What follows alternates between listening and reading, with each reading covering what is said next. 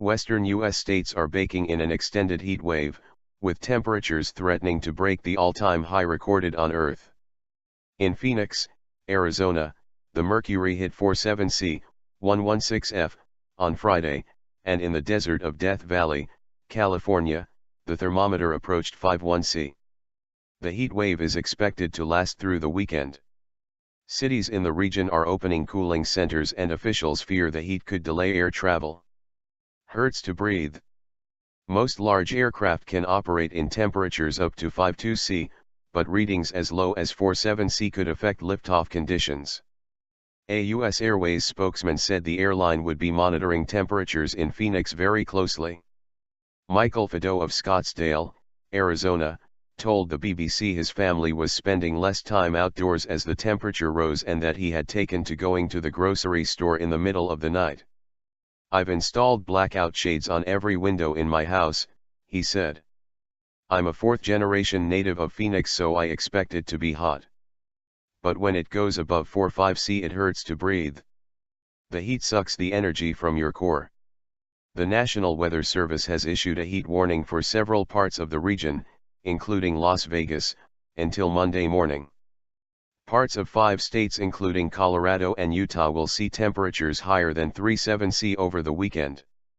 "We'll be at or above record levels in the Phoenix area and throughout a lot of the southwestern United States," meteorologist Mark O'Malley said. Temperatures in Death Valley in the California desert are forecast to reach 53°C over the weekend. The hottest air temperature ever recorded on Earth, 57°C, was marked there almost 100 years ago on July 10, 1913. Leave town. Weather officials say the extreme weather is caused by a high-pressure system stuck over the area.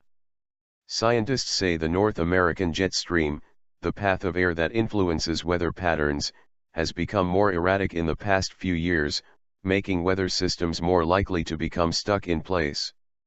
But they disagree on whether global warming is the cause of the jet stream's behavior.